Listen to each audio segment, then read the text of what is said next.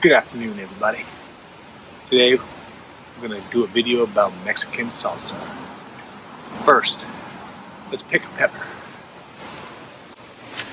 When you're picking a pepper, you want to pick it from the stem, because if you don't, those pepper oils, if you get them on your face or in your eyes, they're going to make you feel like your eyes are on fire, and you will worry that you're going blind.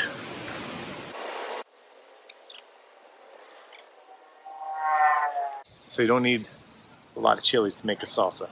Let's go. So I'm here on the patio, ready to make some Mexican salsa, but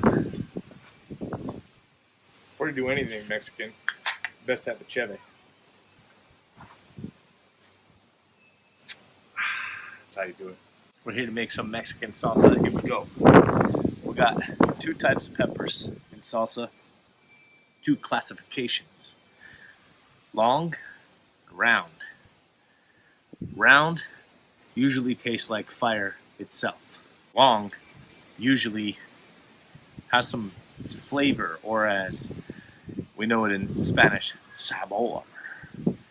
But today we're making happy ass pain salsa. So we're going to be using the fire. And these are ghost peppers. So I think that what I have here, I have two ghost peppers. That's going to do it. We're just going to wash them. Rinse them. I'm going to take the big stems off. I'll show you how to cut those.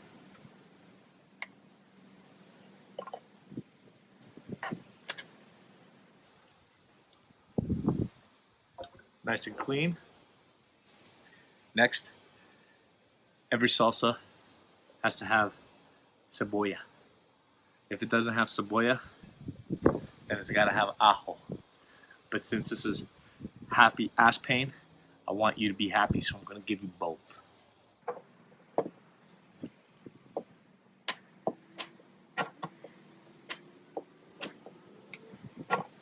These are fresh from the garden. Just pick them right now. By the way, pretty much everything here except for the garlic and the cilantro I'm going to use came from my garden. Woohoo! There's a sense of pride I get from growing my own food. You know what I mean? Some garlic. Because this salsa is super spicy, you need something to take your mind off of it. I find a heavy garlic flavor helps to do that. So I'm going to put this much garlic. That's 3 cloves.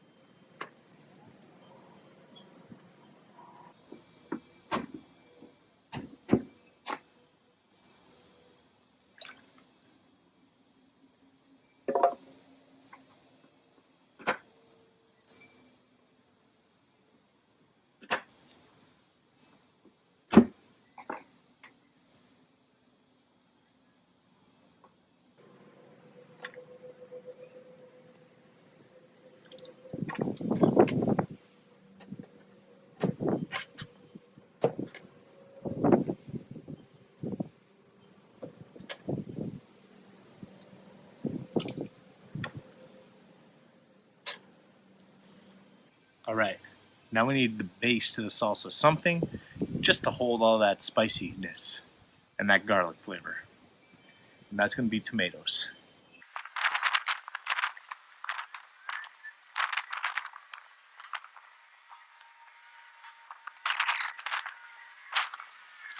So we only got a few more veggies to go. Next is fresh cilantro. Give it a rinse. That water's dirty now.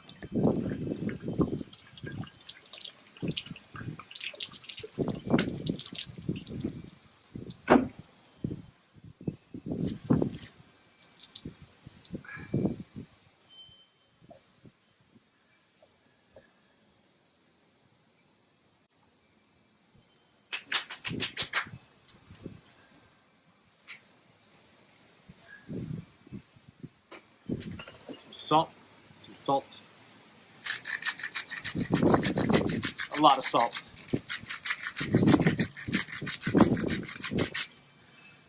I find you need a lot of salt for salsa. Just brings out that heat. We already got a lot of chili in there, but if you want a black pepper, put a black pepper.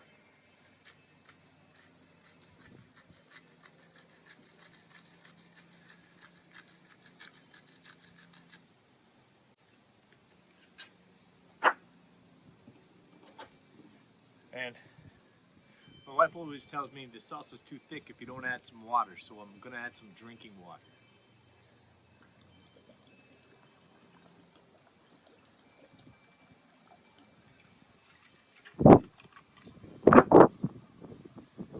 Now let's liquefy.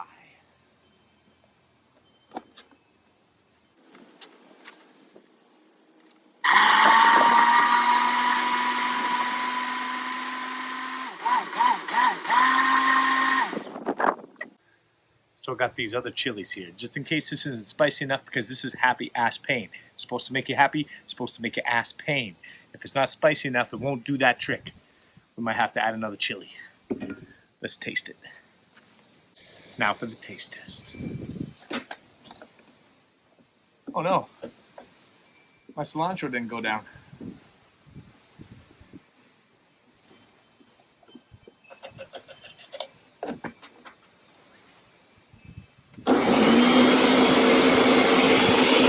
You got to have everything liquid.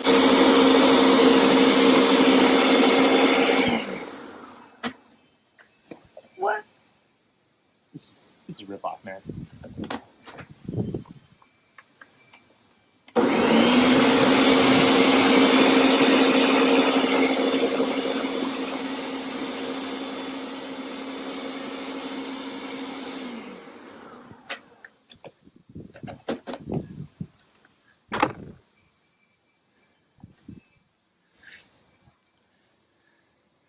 Now for the moment of truth. Is this going to make my ass pain?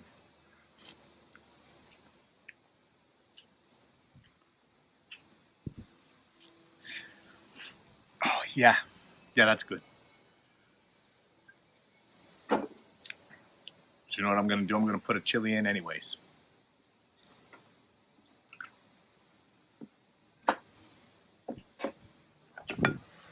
Ooh, that's good.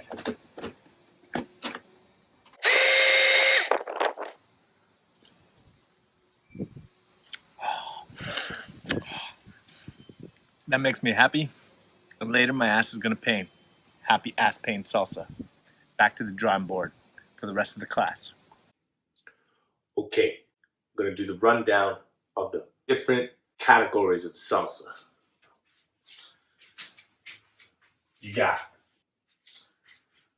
I'll start with the tomatoes. Got red tomato. You got green tomato.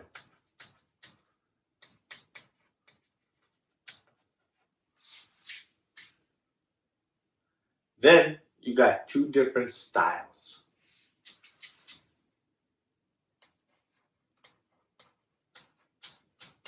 Roasted,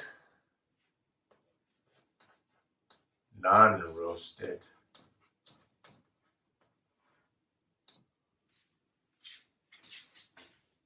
You could call that fresh.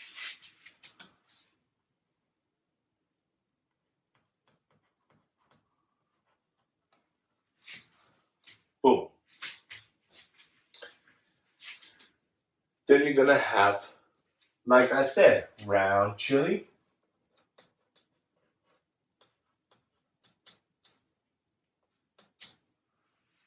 Long chili.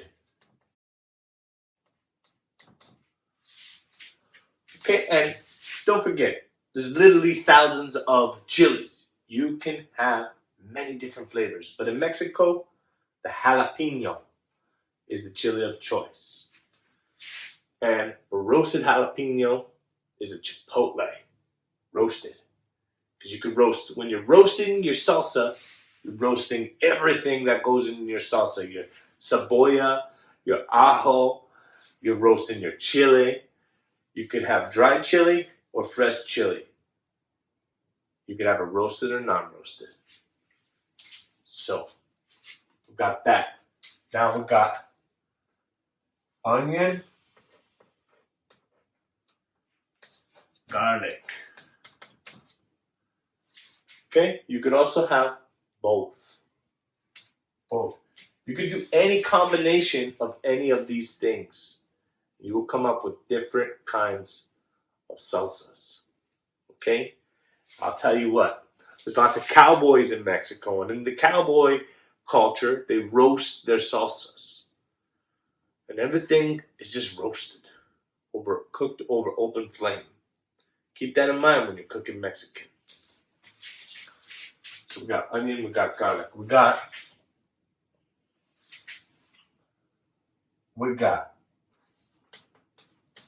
cilantro,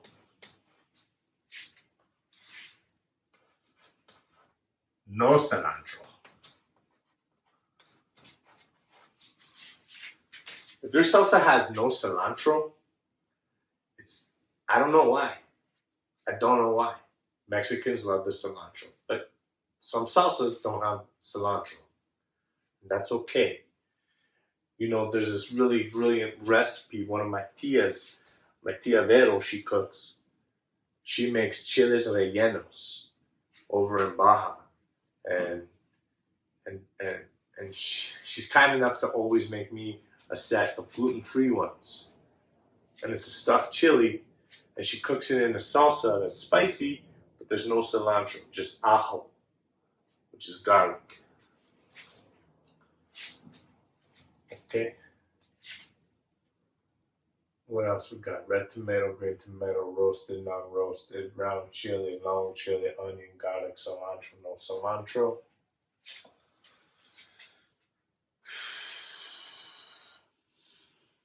You could serve a salsa hot, or you could serve a salsa cold. Depends on the occasion. If you're dipping something in it, you have it cold. But if you're like having it on some huevos con salsa, or if you're having it on some just huevos and you don't want your salsa to be cold, you just warm it up. If you're putting it on some chiles rellenos, you put your salsa warm. All right? Now, these recipes we're going to do in the future because I'm quite the Mexican chef, you know what I'm saying? Because I grew up in an Italian neighborhood. And because I was the manja cake, all the Italian ladies who barely spoke English because they were homemakers, they didn't get out and speak English, but they saw the manja cake boy and they said, "Oh, manja cake boy, come and try my food." And then I loved Italian food. I love food. That's why I'm a little overweight, because I love food. And and I would go and I would actually cook with ladies, grandmas, mamas, aunties. I'll cook with any lady because I like to observe their art, their passion, their love, and their food. Because that's what food is, it's art. And we're not going to forget that. And in Mexico, everything is vibrant. There ain't no such thing as a plain Jane in Mexico. So Mexican food is very vibrant and illustrious. And that's why I have chosen Mexican cuisine as my specialty. Although I have over a decade of studying Italian cuisine. Even though I'm a manja cake, boy got skills. So watch out. Stay tuned for more. Okay, we're just going to go through one more thing before we wrap it up. What was today's salsa? Today's salsa was happy ass pain. Oh, we got one more category. With the tomatoes, we got skin, no skin. Okay, don't forget that one. That one's from my Italian cuisine. Skin, no skin. And don't forget, there's always European, Italian influences in Mexican cuisine. So the Mexican are from the Maya, the Mexica, a couple other tribes, and then a large section of Apache Yaqui. Okay, that's where my people are from. So my cooking is Baja, which is a peninsula with the ocean and lots of stuff. Anyways, blah blah blah. I made this recipe up, and it's called Happy Ass Pain.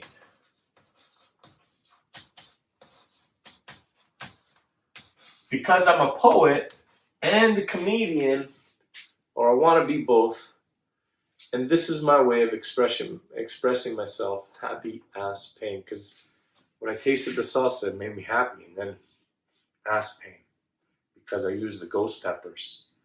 So, actually, in that one I used red bacao, but ghost peppers and red bacao are very similar. Red bacao has a nicer flavor. Remember that one. That's why I added the jalapeno to today's happy ass pain. But for best results, use a red bacao, not a ghost pepper. I don't got too many more red bacaos. I should have used the red bacao. Why didn't I remember that? Happy ass pain. What was it? It was a red tomato. It was a round chili. It had both cebolla y ajo. Okay? And it had cilantro. It was cold. And it had skin.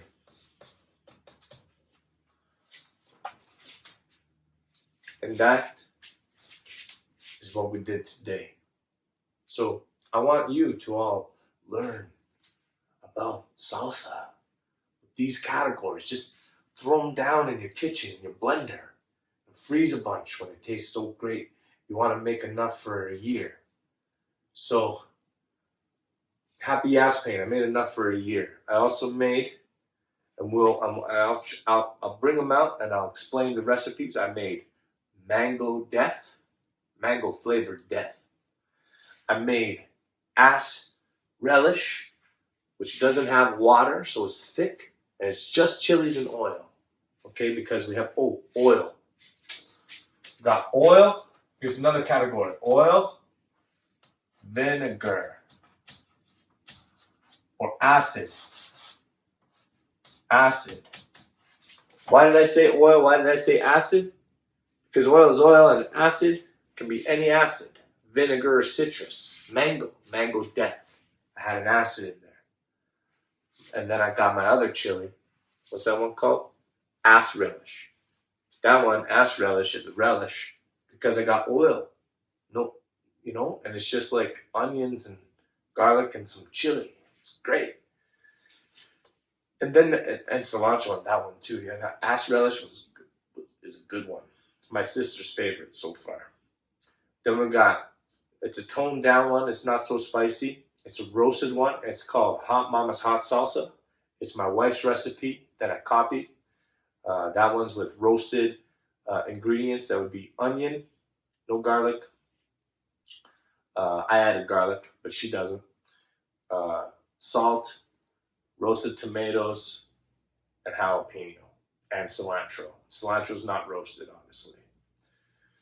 And what else we got? We got on the list. We got Noisy Neighbor. My neighbor gave me a bunch of chili peppers, a bunch of tomatoes, some little grape tomatoes. I threw that all down with some garlic and onions from my garden. And Noisy Neighbor. All right? So this is how I select my... what I'm trying to describe here with my poetry and my comedy is I'm trying to say that cooking is an art, cooking is a hobby, cooking is a way of sustaining oneself. Cooking infuses your food with love and energy, and when you do that, you're eating love and you're eating energy, and some of us understand that, some of us don't.